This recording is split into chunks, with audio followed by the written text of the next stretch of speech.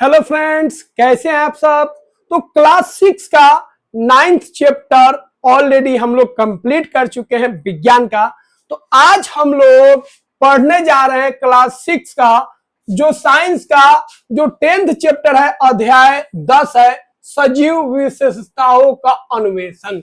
मतलब सजीव क्या होता है, निर्जीव क्या होता है, उसमें फर्क को हम लोग जानेंगे और सजीव में क्या क्या विशेषता होता है वो सारे विशेषताओं को यहाँ पे हम लोग चर्चा करेंगे और एक एक पॉइंट्स को हम लोग समझेंगे।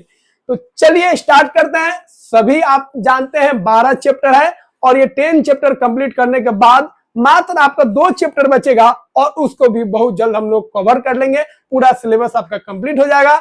अब आपका बारी रहेगा धीरे धीरे उसको पूरा करना और बहुत जल्द आपका रिवीजन सीरीज स्टार्ट करेंगे जहां पे आपका जो एग्जाम अब आने वाला है उस एग्जाम का भी तैयारी हम करा देंगे। लाइव क्लास चलाएंगे, डेली क्लास चलेगा जिसमें आपका जो भी डाउट्स होगा उसको भी हम लोग सॉल्व करेंगे। तो यह आपका स्पेशल चैनल है आपके लिए हिंदी मीडियम में, क्योंकि हिंदी मीडियम में अच्छा कोई चैनल तो है नहीं, इसीलिए इसको सब्सक्राइब कर लीजिए और अपना जो आपका फ्रेंड सर्कल है, दोस्तों का जो समूह है उसमें थोड़ा सा इसको बांट दीजिए ताकि वो लोग भी इस चैनल से जुड़ जाए। तो चलिए आज हम लोग कुछ नया सीखते हैं। चैप्टर 10 में बहुत सारा चीज आप देखिएगा जो आपके लिए नया होगा और नया जानकारी आपको लेना है, क्योंकि यहाँ पे बहुत सारा अच्छा अच्छा कॉन्सेप्ट आपको मिलेगा। तो 10th चैप्टर में शुरुआत करते हैं। 10th चैप्टर का शुरुआत होता है एक कहानी के माध्यम से। हर एक चैप्टर में एक कहानी के माध्यम से हम लोग चलते हैं, उसी तरह इस कहानी में भी क्या है, कोई ना कोई माध्यम है, उस माध्यम को हम लोग क्या करते हैं, देख लेते हैं। ठीक है, तो इस कहानी का जो माध्यम है वो है, ठीक है, 2 स्टूडेंट है, एक है अवधि और एक है आयुष। तो अवधि और आयुष अपने माता पिता के साथ सैर पर जाते हैं, कहीं घूमने जाते हैं। जैसे गर्मी की छुट्टी में हम लोग घूमने गए थे, आप लोग घूमने गए थे ना। कोई मामा किया गया, कोई नाना किया गया, कोई फुआ किया गया, कोई बुआ किया गया, कोई मौसी के यहाँ गया, कोई दोस्त के घर गया, कोई गोवा चला गया, कोई नेपाल चला गया। अलग अलग जगह पर हम लोग घूमने गए थे। अब घूम के आ गए क्योंकि अब स्कूल खुल गया। तो अवधि और आयुष भी अपने माता पिता के साथ सैर पे चले जाते हैं। ठीक है, अवधि एक घोंगे का खोल उठाती है। घोंगा समझते हैं, घोंगा हम लोग गांव में रहते हैं तो घोंगा को हम लोग देखते हैं ना, नदी सब में, पोखरा इस सब में, तालाब इस सब में बहुत सारा आप घोंगा देखते होंगे। ठीक है, इस घोंगा का बहुत लोग घोंगा को खाते भी हैं। ठीक है, मार्केट में भी आपको बहुत जगह घोंगा मिल जाएगा। तो यह क्या है, अवधि जो है एक घोंगे को देखती है। तो घोंगा को देखती है तो घबरा जाती है, जो निर्जीव है कि सजीव है। ठीक है, ये निर्जीव है कि सजीव है उसको समझ में ही नहीं आता है, क्योंकि इसमें कोई गति है ही नहीं। बाहरी परत जो है हार्ड है, हड्डी है, और उसका मांस वाला जो भाग अंदर है, तो अंदर वाला भाग उसको दिखता नहीं है, तो उसको लगता है ये निर्जीव है। उसको क्या लगता है, यह निर्जीव है। इसको भी आप देखिएगा, इसको स्नेल बोलते हैं हम लोग इंग्लिश में। ठीक है, ये भी अंदर छुप जाता है। ठीक है, तो इसी के प्रजाति टाइप का होता है, लेकिन ये अलग होता है, ये घोंगा अलग होता है। तो इसके ऊपर भी क्या है, ये हड्डी है। तो हड्डी आपको कैसा दिख रहा है, निर्जीव दिख रहा है, लेकिन उसके अंदर कुछ ना कुछ प्राणी है जो सजीव है। तो उसकी मां समझाती है कि यह घोंगे के शरीर का एक हिस्सा है। उसकी मां बोलती है, देखो तुम ऊपर का हड्डी देख रही है, इस हड्डी के अंदर मांस भी है जो सजीव है। जैसे नाखून हम लोग का हो गया, तो नाखून जो है, ये नाखून जो है वो निर्जीव थोड़े है, ये भी सजीव है, ये भी तो बढ़ता है। बाल जो है निर्जीव थोड़े है, ये भी सजीव है क्योंकि ये भी बढ़ता है। तो उसकी मां समझाती है, जो यह ऊपर वाला जो भाग तुम देख रही हो वह घोंगा का एक भाग है, घोंगा उसके अंदर भी है। तो अब क्या करती है, उस स्कूल में जाती है और सर से पूछती है। अब सर उससे पूछते हैं, पहले बताओ ये कैसे तुम पहचानेंगे जी कौन निर्जीव है और कौन सजीव है।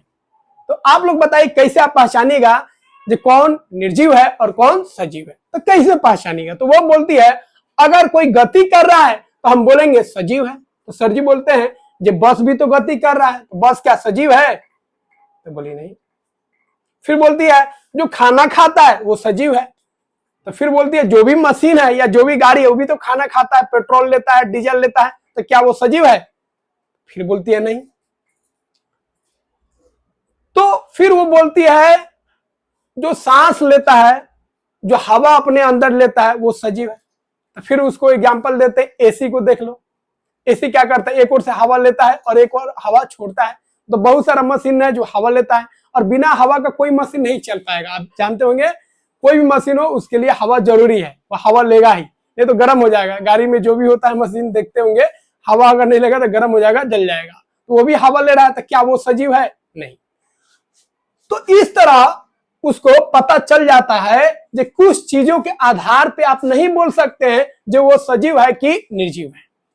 गति कर रहा है तो ये क्लियर नहीं हुआ ये सजीव है कि नहीं। अगर वो हवा ले रहा है, सांस ले रहा है, तो भी पता नहीं चलेगा ये सजीव है कि निर्जीव है। ठीक है, तो इस तरीके से उसको समझ में आ जाता है कि कुछ बातों के सहारे हम लोग नहीं कह सकते हैं कि कौन सजीव है और कौन निर्जीव है। जैसे पेंसिल हो गया, पुस्तक हो गया, ये निर्जीव है। कबूतर पौधा हो गया, ये सब क्या है? सजीव है। तो अब उसके सर समझाते हैं, देखो अगर इतना होगा, इतना गुण, इतना चरित्र अगर किसी में है तो वह सजीव है। तो कोई चीज अगर गति कर रहा है, उसमें वृद्धि भी हो रहा है, वो पोषण ले रहा है, खाना भी खा रहा है, सांस भी ले रहा है, अंदर जो गंदगी है उसको बाहर निकाल रहा है, टच उच करने पर प्रतिक्रिया दे रहा है, जनन कर रहा है, जनन करके आगे वाला पीढ़ी को बढ़ा रहा है, और उसका मृत्यु भी हो रहा है, वो मर भी जा रहा है, तो सर जी बोलते हैं वह जो है वो सजीव है। वो क्या है? सजीव है। तो सजीव के लिए बोलते हैं केवल गति से नहीं होगा, गति भी करता होगा, वृद्धि भी होता होगा, पोषण भी लेता होगा, शोषण भी करता होगा, जो मल है, गंदगी है, उसको उत्सर्जित भी करता होगा। कोई चीज अगर एक्शन करता है तो वो रिएक्शन भी देता होगा, जनन भी करता होगा, अगला जनरेशन को बढ़ाता होगा, और उसका मृत्यु भी होगा। तो इतना चीज अगर किसी चीज में है तो वह सजीव है। वो क्या है? सजीव। अब चलिए एक एक करके हम लोग पढ़ लेते हैं। ये सजीव का जो गुण है उसको हम लोग एक एक करके पढ़ लेते हैं। इनमें से कोई चीज अगर नहीं है, ठीक है, इनमें से कोई चीज अगर नहीं पाया जाता है तो वह आपका क्या है? वो आपका निर्जीव है। वो क्या है? निर्जीव। तो एक या एक से अधिक गुण निर्जीव में नहीं हो सकते हैं। ये सारे के सारे गुण क्या है? सजीव है। इसमें से कुछ गुण अगर गायब हो जाता है तो वह जो चीज होगा वो सजीव नहीं होगा, वो निर्जीव होगा। चलिए अब एक एक करके हम लोग पढ़ते हैं। तो सजीव का जो समान विशेषताएं हैं, जैसे गति हो गया, वृद्धि हो गया, जनन हो गया, तो पहला बिंदु हम लोग देखेंगे गति। तो सजीव में क्या होता है? गति होता है। सजीव गति करते हैं, एक जगह से दूसरी जगह जाते हैं। तो सभी सजीव में किसी ना किसी रूप में गति होता है। जैसे हम लोग एक जगह स्थिर रहते नहीं है, हाथ हिला रहा है, पैर हिला रहा है, चल रहा है, कूद रहे हैं, उसी तरह जानवर भी कूद रहा है, चल रहा है। उसी तरह फूल में भी गति है। फूल क्या होता है? सनलाइट आता है तो चमक जाता है, टाइट हो जाता है, सनलाइट चला जाता है, या एक समय आता है तो क्या हो जाता है? मुरझा जाता है, उसमें से फूल टूट जाता है। ठीक है, बहुत सारा फूल ऐसा होता है, बहुत सारा पौधा ऐसा होता है जो कीट उट को खाता है। तो ये सब क्या है? गति कर रहा है। बहुत सारा आप देखिएगा पौधा ऐसा होता है जो पेड़ को लपेटते हुए आगे बढ़ता है, तो क्या कर रहा है? गति कर रहा है। तो पौधों में फूल का मुरझाना ये किसका संकेत है? गति का। डोसेरा एक ऐसा पौधा होता है जो कीटभक्षी होता है, मतलब कीट को यह खाता है। तो ये मधुमक्खी, सबको मक्खी ये जो देख रहे हैं उसको खा जाता है, इसी को हम लोग बोलते हैं डोसेरा। क्या बोलते हैं? डोसेरा। ठीक है, इसी तरह एक और पौधा होता है जिसको घटपर्णी बोलते हैं, वो भी कीट को खाता है। तो ये सब कीटभक्षी पौधे हैं। तो ये सब खा रहा है, तो कैसे खाएगा? गति करेगा तब ना खाएगा। इसको पकड़ेगा, इसको सिकुड़ेगा, तो क्या हो रहा है? गति कर रहा है। लाता का अगर हम बात करेंगे तो लाता जो है वो किसी वस्तु से लिपट जाता है, किसी पेड़ ओर से लिपटते हुए आगे बढ़ जाता है। तो लाता भी क्या कर रहा है? क्या कर रहा है? यह भी गति कर रहा है। तो जो सजीव होगा वो गति करेगा। वो जानवर हो तब या पेड़ पौधा हो तब वो गति करेगा, या सूक्ष्म जीव हो तब वो गति करेगा। क्या सजीव में वृद्धि होता है? हाँ, जो भी सजीव होगा उसमें किसी न किसी रूप में उसमें वृद्धि होगा। जैसे हम लोग क्या थे, छोटे थे, या कोई भी जानवर क्या होता है, जब उसका जन्म होता है, जब छोटा होता है, फिर बढ़ते बढ़ते बढ़ते बढ़ते बढ़ते एक समय आता है, बूढ़ा हो जाता है, फिर मर जाता है। तो ये क्या हो रहा है, वृद्धि हो रहा है। पहले उसका सभी अंग छोटा था, फिर बढ़ते गया, सारा अंग क्या होते गया, बढ़ते गया, एक समय आता है रुक जाता है, लेकिन उसका बाकी जो चीज होता है वो क्या होता है, आगे बढ़ता जाता है, और एक समय आता है जब वो बुढ़ा हो जाता है, और एक लास्ट समय जब आता है वो ऊपर चला जाता है। तो हर एक सजीव में वृद्धि होता है किसी न किसी रूप में। सजीव का शरीर आकार में बढ़ता है, जैसे बच्चे जो होते हैं बड़े होते हैं, पौधों की लंबाई बढ़ना, पौधों में भी क्या होता है, वृद्धि होता है, पौधा छोटा होता है, फिर धीरे धीरे धीरे करके बड़ा होता है। तो सभी सजीव में किसी न किसी रूप में उनका वृद्धि होता है। वो पेड़ पौधे हो तब, जानवर हो तब। तो वृद्धि जो होता है संकेत है किसका, सजीव का। अगला हम लोग देखते हैं, कोई भी सजीव हो, वो छोटा हो, बड़ा हो, पेड़ पौधा हो, या कोई भी जानवर हो, वह किसी न किसी रूप में खाना लेता है, किसी न किसी रूप में खाना लेता है। और खाना लेने की प्रक्रिया को हम लोग क्या बोलते हैं, पोषण बोलते हैं। छिपकली हो तब, चींटी हो तब, जीवाणु हो तब, विषाणु हो तब, हम लोग हैं तब, जानवर है तब, पेड़ पौधा है तब। कोई भी सजीव है तो वह खाना को किसी न किसी रूप में लेता है। तो सभी सजीव का पोषण होता है, वो पोषण लेते हैं, भोजन लेते हैं, ठीक है। बिना भोजन के वो जीवित नहीं रह सकते हैं, क्योंकि उनके अंदर जो भी क्रिया हो रहा है बिना भोजन का नहीं हो पाएगा। भोजन से ही उनको ऊर्जा मिलेगा, भोजन से ही अपने शरीर के सारे भाग को चलाएंगे, उनको स्वस्थ रखेंगे। बिना भोजन का हो पाएगा, नहीं हो पाएगा। बिना भोजन के वे वृद्धि नहीं कर सकते। भोजन ही नहीं जब बॉडी में जाएगा तो उनके बॉडी का कोई वृद्धि नहीं होगा, कोई मूवमेंट, कोई गति नहीं होगा। अब 3 दिन आपको अगर खाना नहीं दे, 2 दिन बंद कर दे, चल पाएगा नहीं, बेटे पर ऐसा ही सही लेगा, ठीक है। 2 दिन तबीयत खराब हो जाता है, फीवर हो जाता है, तो हालत खराब हो जाता है। क्योंकि फीवर में हम लोग अच्छा खाना खा नहीं पाते हैं, ठीक ठाक खाना खा नहीं पाते, एक एक रोटी खाते हैं, तो उतना ऊर्जा मिलता नहीं है, इसलिए दिक्कत हो जाता है। अगला है रेस्पिरेशन। यह भी मोस्ट इंपोर्टेंट है। जितना भी सजीव है, जीव है, वह श्वसन करता है, मतलब वो ऑक्सीजन लेता है और कार्बन डाइऑक्साइड छोड़ता है। तो जो भी सजीव होगा वो श्वसन जरूर करेगा। वायु को अंदर लेना और बाहर निकालना, इसी को क्या बोलते हैं, श्वसन बोलते हैं। तो वो ऑक्सीजन लेगा और कार्बन डाइऑक्साइड छोड़ेगा, ठीक है। तो श्वसन में हर एक जीव जो होता है वो क्या करता है, ऑक्सीजन लेता है और कार्बन डाइऑक्साइड छोड़ता है। अब बहुत बच्चे बोलेंगे नहीं सर, पेड़ पौधा तो ऑक्सीजन लेता नहीं है, कार्बन डाइऑक्साइड लेता है। तो बाबू ध्यान रखिएगा, हर एक जीव श्वसन में, श्वसन अलग प्रक्रिया होता है। श्वसन मतलब ऑक्सीजन लेना, कार्बन डाइऑक्साइड छोड़ना। लेकिन पेड़ पौधा जब खाना बनाता है, जब प्रकाश संश्लेषण करता है, खाना बनाता है, तो उस समय वो कार्बन डाइऑक्साइड लेता है और ऑक्सीजन छोड़ता है। ध्यान रखिएगा, श्वसन में वह पेड़ पौधा भी श्वसन में ऑक्सीजन लेता है और कार्बन डाइऑक्साइड छोड़ता है, ध्यान रखिएगा। लेकिन खाना पकाएगा दिन के समय में तो वह कार्बन डाइऑक्साइड लेगा और ऑक्सीजन छोड़ेगा, ठीक है। तो ज्यादा 30 मार्क का मत बनेगा, ध्यान रखिएगा इस बात को, ठीक है। बहुत सारे बच्चे नहीं जानते हैं। सजीवों में ऊर्जा उत्पन्न करने की प्रक्रिया है। जो सांस लेगा, श्वसन लेंगे, तब भी हम लोगों का ऊर्जा निकलेगा। तो खाना से जो ऊर्जा निकालना है उसमें किसका रोल होता है, श्वसन का। ऑक्सीजन जाएगा तो खाना से क्या बना देगा, ऊर्जा बना देगा। पौधों में श्वसन करते हैं, पौधे भी श्वसन करते हैं। पत्तों में छोटा छोटा छिद्र होता है जिसको हम लोग क्या बोलते हैं, रंध्र बोलते हैं। तो पेड़ पौधा भी रंध्र के द्वारा, स्टोमाटा के द्वारा सांस लेते हैं। जैसे हम लोग ले रहे हैं सांस लिए छोड़े, उस तरह पेड़ पौधा भी करता है। किसके सारे, पत्ती के सारे, क्योंकि पत्ती में छोटा छोटा छिद्र होता है। और दूसरा चीज, ठीक है, पेड़ पौधा का जो जड़ होता है वो भी सांस लेता है, ध्यान रखिएगा। आगे हम लोग डिस्कस करेंगे। अगला है उत्सर्जन। तो जितने भी सजीव है भैया, वो पोषण लिया, खाना को लाद लिया, पानी को लाद लिया, अब उससे जो कचरा बनेगा उस शरीर में थोड़ा रखेगा, शरीर में रखेगा तो बीमार हो जाएगा ना। तो हम लोग के शरीर में जो खाना जा रहा है उससे जो कचरा निकल रहा है वह क्या होना चाहिए, बाहर होना चाहिए। और शरीर से जो कचरा बाहर निकलता है, इस प्रक्रिया को हम लोग उत्सर्जन बोलते हैं। क्या बोलते हैं, उत्सर्जन। इंग्लिश में इसको एक्सक्रेशन बोलते हैं। तो शरीर से जो गंदगी है, अपशिष्ट पदार्थ है, वो बाहर निकलता है। जैसे हम लोगों से क्या निकलता है, पसीना निकलता है, मूत्र निकलता है, मल निकलता है। उसी तरह पौधों से क्या निकलता है, जो एक्स्ट्रा जल है वो निकलता है।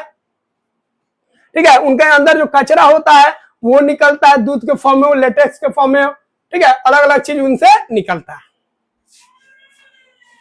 अगला है उद्दीपन के प्रति प्रतिक्रिया। अगर सजीव को आप एक्शन देते हैं तो वह रिएक्शन करेगा। किसी आदमी को एक थप्पड़ मार दीजिए तो गरियाएगा या कुछ ना कुछ बोलेगा, या 2 थप्पड़ आपको लगा दे। किसी जानवर को खोद दीजिए तब फिर वो आपको मारेगा। सांप को खुद काट दीजिए, काट लेगा। तो अगर आप किसी सजीव पर एक्शन करते हैं तो वो रिएक्शन देगा, क्रिया करते हैं तो प्रतिक्रिया करेगा।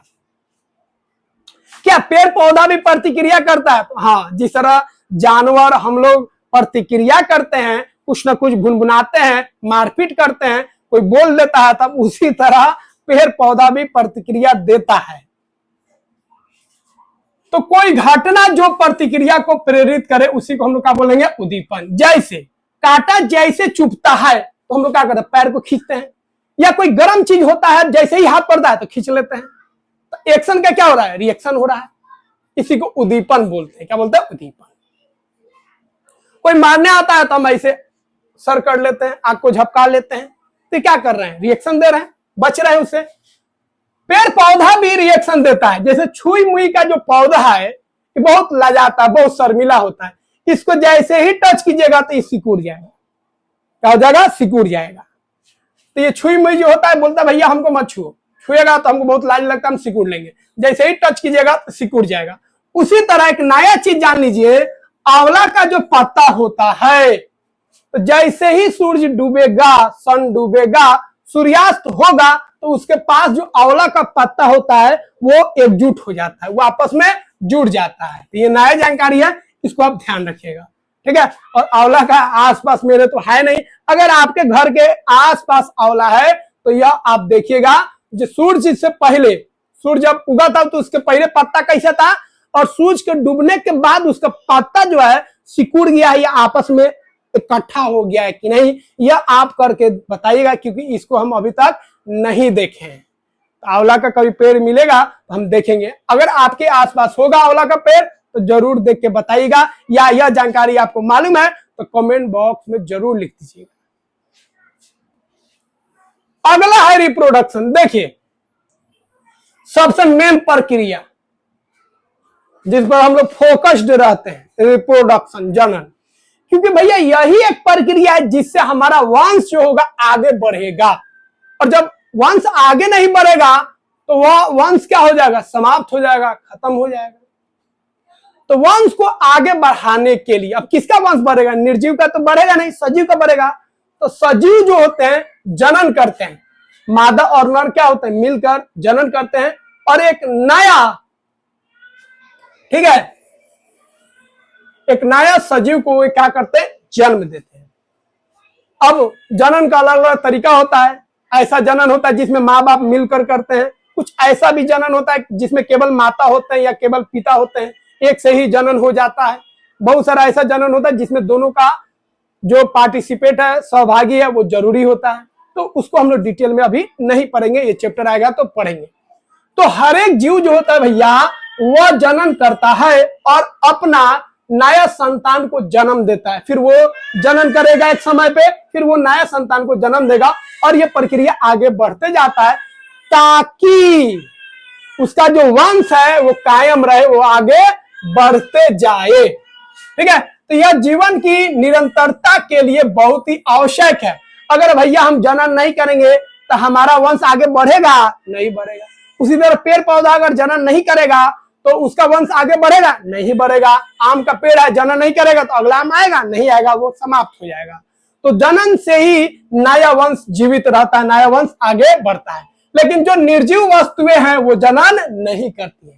काई जनन करेगा, पत्थर जनन करेगा, टेबल जनन करेगा, नहीं करेगा। फैन जनन करेगा, नहीं करेगा। बोर्ड जनन करेगा, नहीं करेगा। नहीं तो बोर्ड जनन करता 2-4 को बोर्ड हो जाता, ठीक है। इस जनन करता 10-15 को हम बना देते।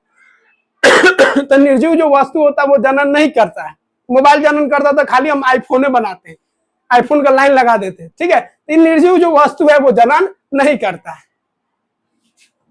उस तरह जनन करता था, कितना हम लोग के पास जो चीज चाहते वो चीज हो जाता है। अब बीज के बारे में देखिए, अब बीज के बारे में सवाल है कि बीज निर्जीव है कि सजीव है। बच्चा फिर कंफ्यूज हो गया कि बीज क्या है सर, बीज निर्जीव है कि सजीव है। तो सर समझाते हैं, देखो बीज से नया पौधा बनता है कि नहीं बनता है, बनता है, तो वो सजीव है। फिर बच्चा बोलेगा सर सजीव है तो सांस तो लेता होगा, तो बीज क्या सांस लेता है, तो सर जी बोलेंगे हाँ सांस लेता है, बीज भी सांस लेता है। और बीज जो है वह सजीव है, क्योंकि जैसे ही उसको मिट्टी में रखेगा या पानी उसको दीजिएगा तो वह वहां से एक नया पौधा का जन्म स्टार्ट हो जाता है, बीज से ही नया पौधा बनता है, तो क्या है, सजीव है और वो सांस लेता है। इसीलिए बोरा ओरा में जब बिया को रख दीजिएगा, बीज को रख दीजिएगा, मक्का का हो या चना का हो, और उसको बंद कर दीजिए, बाद में उसको खोलिएगा और अंदर हाथ लगाएगा तो गर्म फील होगा, जिससे पता चलता है कि बीज भी शोषण करता है।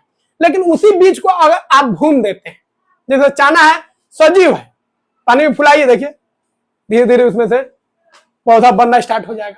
लेकिन उसी चना को अगर आप भून देते हैं, फ्राई कर देते हैं, जो हम लोग चना नहीं खाते हैं, चना का भूजा जिसको बोलते हैं, तो वो क्या हो गया, निर्जीव हो गया, अब वो मर गया। अब भूजा हुआ चना से तुम पौधा बना पाएगा का, नहीं बनेगा। लेकिन चना को अगर फुलाएगा नया पौधा बन जाएगा। नया पौधा बनने के लिए क्या क्या चीज चाहिए, सारा चीज हम लोग यहाँ पे पढ़ेंगे आगे। तो बीज जो होता है निष्क्रिय होते हैं, लेकिन इसको अगर उपयुक्त वातावरण मिल जाए, मिट्टी मिल जाए, पानी मिल जाए और थोड़ा सा इसको सनलाइट मिल जाए, तो यह अंकुरित होकर नया पौधा बना लेता है, नया पौधा में बदल जाता है। चलिए अब हम लोग बात करेंगे अगला बिंदु। तो सजीव में क्या क्या पहचान है, समझ गए। सजीव में गति होना चाहिए, सजीव में वृद्धि होना चाहिए, सजीव जो होता है जनन करता है, सजीव जो होता है सांस लेता है, सजीव जो होता है ठीक है वह उत्सर्जित करता है, जो उसके अंदर जो गंदगी है उसको बाहर निकलता है, जनन करता है, ये सारा प्रक्रिया वो करता है। अब हम लोग मेन बिंदु को पढ़ेंगे जो पौधा से रिलेटेड है, बीज का अंकुरन। बीज कैसे अंकुरित होकर नया पौधा में बदलता है। तो बीज से ही नया पौधा का जन्म होता है। तो बीज से जो नया पौधा का जन्म हो रहा है स्टार्टिंग में, उसी को हम लोग बोलते हैं बीज का अंकुरन। जैसे अब देखिएगा गर्मी के दिन में खास तौर पे घर और में हम लोग मूंग का दाल को क्या करते हैं, पहले फुला देते हैं, फिर सुबह में जब पूरा फूला हुआ रहता है तो उसको धो धा के और एगो उजर गामछा में उसको बांध ओन के धो देते हैं। कुछ दिन बाद क्या होता है, उसमें से छोटा पौधा निकलने लगता है, फिर उसको हम लोग खा लेते हैं। चना को उसी तरह करते हैं। उसी तरह किसी बीज को आप रोपते हैं, मिट्टी उट्टी में हला देते हैं, तो वहां से क्या होता है, शुरुआत में धीरे धीरे कुछ समय बाद, कुछ दिन बाद आप देखिएगा उसमें से छोटा पौधा बाहर निकलने लगता है। उस छोटा सा पौधा जो है, जहां पे उस छोटा सा पौधा में देखिए पत्ता उता भी नहीं निकला रहता है, केवल एक छोटा सा पौधा निकलने की कोशिश करता है, और जो दाना है वो भी दाना छोटा सा रहता है, उसको बोलते हैं अंकुरन। उस प्रक्रिया को क्या बोलेंगे, अंकुरन। और उस बीज जो उस अवस्था में आ गया उसको बोलेंगे अंकुरित बीज। तो जो हम लोग खाते हैं फुला के, उसमें से जब पौधा निकलता है तो उस बीज को अंकुरित बीज बोलते हैं। उसी सब के बारे में हम लोगों को पढ़ना है। तो जब एक बीज को उपयुक्त परिस्थिति मिल जाता है, उसको पानी मिल जाता है, मिट्टी मिल जाता है, मॉइस्चर मिल जाता है, ठीक है, तो वह एक नया पौधा में बदल जाता है, और इस प्रक्रिया को हम लोग अंकुरन बोलेंगे। क्या बोलेंगे, अंकुरन। और उस बीज को अंकुरित बीज बोलते हैं। जैसे ये सब हम लोग घर में खाते हैं, बहुत फायदेमंद होता है, बहुत प्रोटीन होता है, तो अंकुरित बीज खाने से बहुत सारा फायदा हम लोगों को मिलता है। तो बीज को जैसे ही मिट्टी में लगाइएगा, नमी मिट्टी में, थोड़ा पानी वाला मिट्टी में थोड़ा नमी हो, उसके अंदर ज्यादा नमी नहीं हो, तो दो चीज निकलता है, एक ऊपर की तरफ और एक नीचे की तरफ। नीचे की तरफ जड़ होता है, ठीक है, रूट होता है, और ऊपर की तरफ क्या होता है, शूट। ये ऊपर की तरफ जाता है और इसी से, ठीक है, पत्ता उत्ता बनता है, डाली बनता है, ठीक है, फूल बनता है, फल बनता है, और नीचे वाला जो पार्ट जाता है वो क्या हो जाता है, जड़ हो जाता है। तो यह जो आप देख रहे हैं, शुरुआत वाला जो चरण आप देख रहे हैं, यही है आपका अंकुरित बीज। क्या है? अंकुरित बीज। इस पूरे प्रक्रिया को अंकुरन बोलते हैं।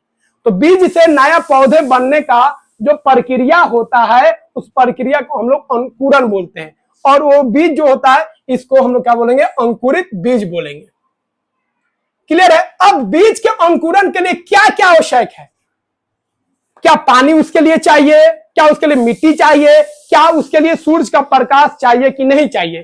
तो किसी बीज से अगर पौधा बनाना है तो उसके लिए कौन कौन सा चीज जरूरी होता है उसको हम लोग देख लेते हैं। ठीक है, चलिए थोड़ा समय दे रहा है। चैनल को सब्सक्राइब नहीं किए तो कर लीजिए, ये आपका चैनल है। हिंदी में आपको उतना अच्छा साइंस मिलेगा नहीं, ठीक है, इसलिए सब्सक्राइब कर लीजिए और लाइक करके थोड़ा शेयर मार दीजिए। टेलीग्राम का लिंक है भैया, टेलीग्राम के लिंक में जुड़ जाइए, वहां से आपका पूरा पीडीएफ मिल जाएगा और सारा चीज वहां पे आपको मिल जाएगा फ्री ऑफ कॉस्ट, कोई पैसा वैसा नहीं लगेगा। अब देखिए बीज के अंकुरन के लिए क्या क्या जरूरी है। देखिए बीज को अगर अंकुरित करना है, बीज से नया पौधा बनाना है तो सबसे पहले आपको उसको पानी देना पड़ेगा। लेकिन पानी जो देना है उचित मात्रा में, ज्यादा पानी दे दीजिएगा तो दिक्कत, कम पानी दीजिएगा तब वो दिक्कत। तो नमी, उचित नमी होना चाहिए। दूसरा उसको हवा देना है, ऑक्सीजन देना है। और तीसरा उसको जरूरत पड़ने पर उसको उपयुक्त तापमान देना है। तो बहुत सारे बीज के अंकुरन में तापमान का जरूरी होता है, किसी में नहीं भी होता। ज्यादातर तापमान का जरूरी शुरुआत में नहीं होता है। क्यों नहीं होता उसको भी हम लोग समझेंगे। तो देखिए बीज के अंकुरन में जो सबसे महत्वपूर्ण है वह है जल। बीज का बाहरी आवरण जो होता है वो नरम होता है। जैसे ही पानी में डालेंगे, देखिए चना कितना हार्ड होता है, कच्चा चना कितना हार्ड होता है, लेकिन जैसे ही पानी में रखते हैं तो नरम हो जाता है। कहीं उसका जो खोल होता है उसके अंदर पानी चला जाता है, खोल के द्वारा जो चमड़ा उसका होता है, और वो नरम हो जाता है। तो बीज का बाहरी जो आवरण होता है, लेयर होता है, जिसको बीजावरण बोलते हैं, वो नरम हो जाता है। कब? जब वो पानी के कांटेक्ट में आएगा तब। जल मिलने से बीज में वृद्धि शुरू होती है, पानी उसको मिल गया, ताकत मिल गया, अब वहां से नया पत्ता, नया पौधा स्टार्ट हो जाएगा। ठीक है, और भ्रूण विकसित होने लगता है। छोटा सा पौधा को क्या बोलते हैं? भ्रूण। उसका भी एकदम जन्म होने वाला रहता है। अब उसके बाद दूसरा जरूरी है वायु। अब उसको ऑक्सीजन चाहिए, पानी तो मिल गया, पानी के साथ साथ क्या चाहिए? ऑक्सीजन चाहिए। बीजों का श्वसन के लिए ऑक्सीजन चाहिए। बीज को आप मिट्टी में रखिए तब, कहीं पे भी रखिए तब वो श्वसन कर रहा है। तो अगर आप बीज को मिट्टी में डालते हैं तो वो सांस लेगा। सांस लेने के मिट्टी जो होना चाहिए पूरा दाबा हुआ नहीं होना चाहिए। मिट्टी को ज्यादा दाब दीजिएगा तो फिर ऑक्सीजन नहीं जा पाएगा, दिक्कत हो जाएगा। या इसमें ज्यादा पानी रख दीजिएगा तो ऑक्सीजन नहीं जा पाएगा, ब्लॉक कर देगा वो पानी। इसीलिए यहाँ पे मिट्टी जो खुरखुरा होना चाहिए, ठीक है, ताकि वो सांस ले सके। मिट्टी के कणों के बीच मौजूद वायु का उपयोग करता है। अब बीज जो है बाहर है तो सांस ले रहा है आराम से, सब जगह सांस ले रहा है। मिट्टी के अंदर चल जाएगा तो कहां से सांस लेगा? ऊपर से तो नहीं ले पाएगा। तो मिट्टी के अंदर जो, मिट्टी के बीच में जो हवा है उससे सांस ले लेता है। इसीलिए ज्यादा पानी डालिएगा तो खत्म हो जाएगा, ब्लॉक हो जाएगा और हवा उसको नहीं मिल पाएगा। तीसरा है लाइट। तो दो चीजें जरूरी हो गया बीज को अंकुरित करने के लिए, बीज से नया पौधा बनाने के लिए।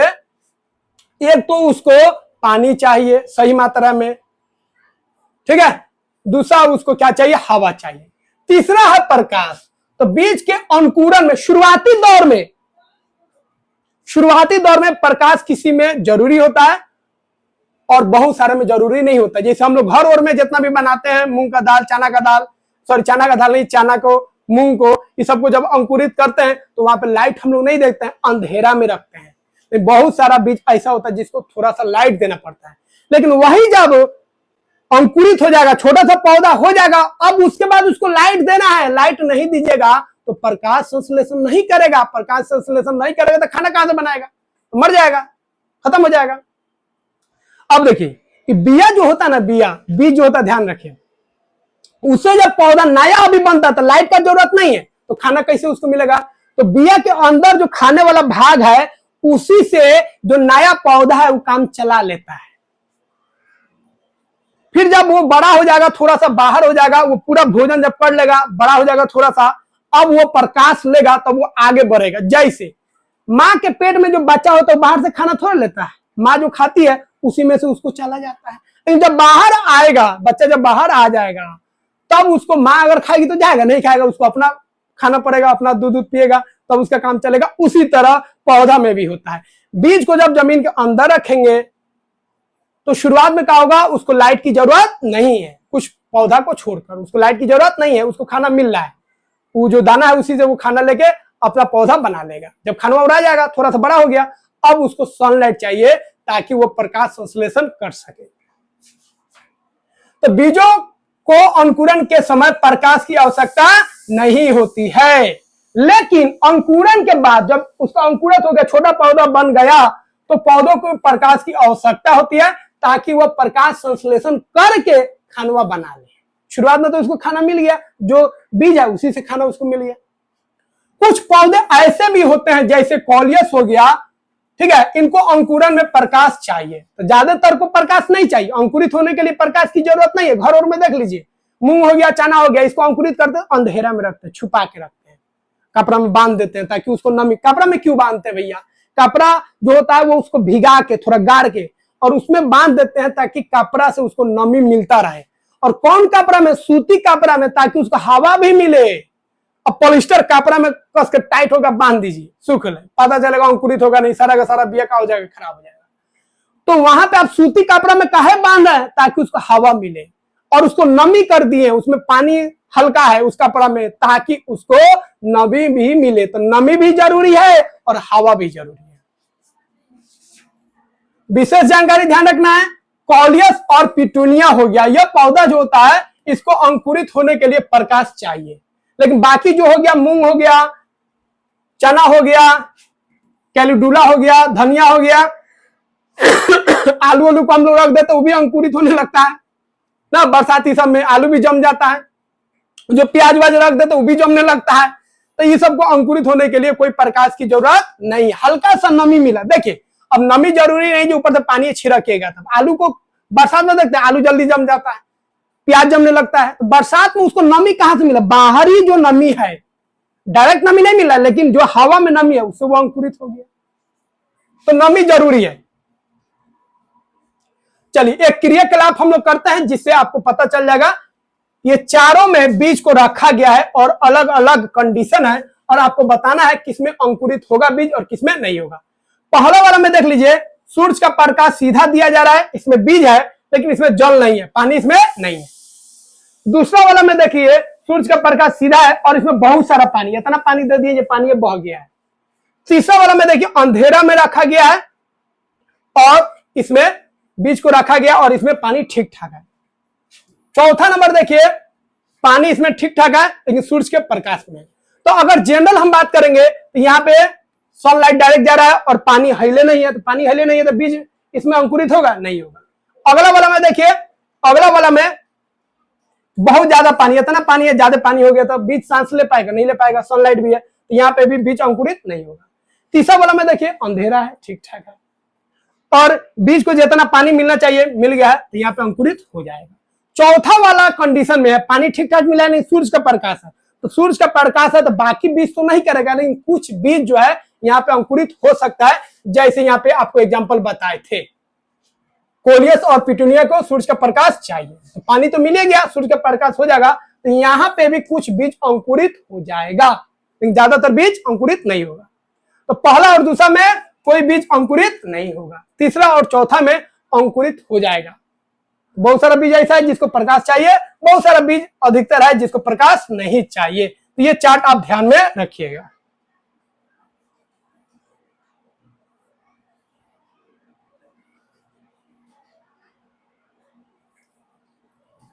चलिए लास्ट बिंदु हम लोग पढ़ते हैं, एक क्रियाकलाप हम लोग करते हैं। 3 गो बर्तन ले लिए हैं और तीनों में अंकुरित बीज को रख दिए, एक को रखें सीधा, एक में रखें उल्टा।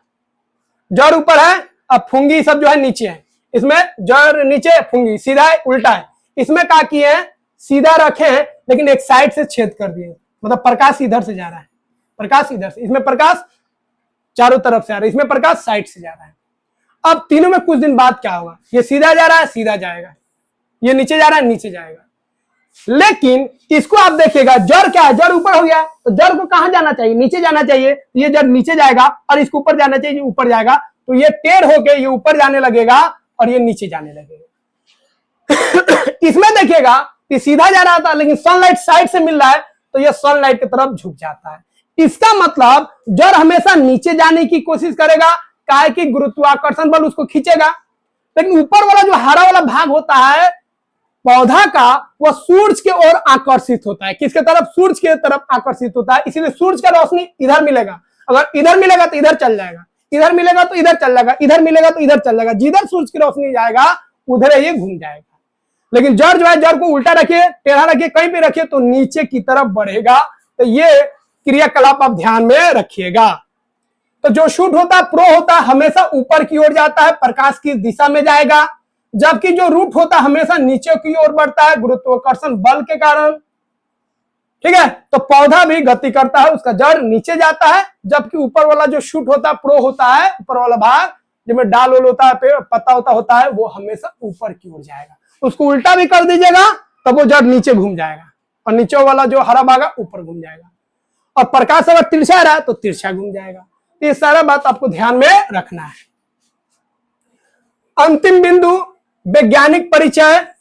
जगदीश चंद्र बोस, जेसी बोस, ठीक है, महान साइंटिस्ट है, बायो के भारतीय वैज्ञानिक है। इन्होंने पौधों की प्रतिक्रिया, मतलब पौधा जो होता है किस तरह के प्रतिक्रिया देते हैं, कितना देते हैं, उसको मापने के लिए एक मशीन बनाया, एक यंत्र बनाया, जिसको हम लोग बोलते हैं क्रेस्कोग्राफ। तो क्रेस्कोग्राफ क्या होता है? पौधा का जो उद्दीपन होता है, प्रतिक्रिया होता है, उसको मापा जाता है इस यंत्र के द्वारा। और उन्होंने ये सिद्ध कर दिया जो पौधे भी उद्दीपन करते हैं, वो भी प्रतिक्रिया देते हैं। तो ये सारा बिंदु आपको ध्यान में रखना है। तो इस चैप्टर का भैया आधा पार्ट हम लोग कंप्लीट कर चुके हैं, आधा पार्ट हम लोग इसके आगे वाला वीडियो में कंप्लीट करेंगे।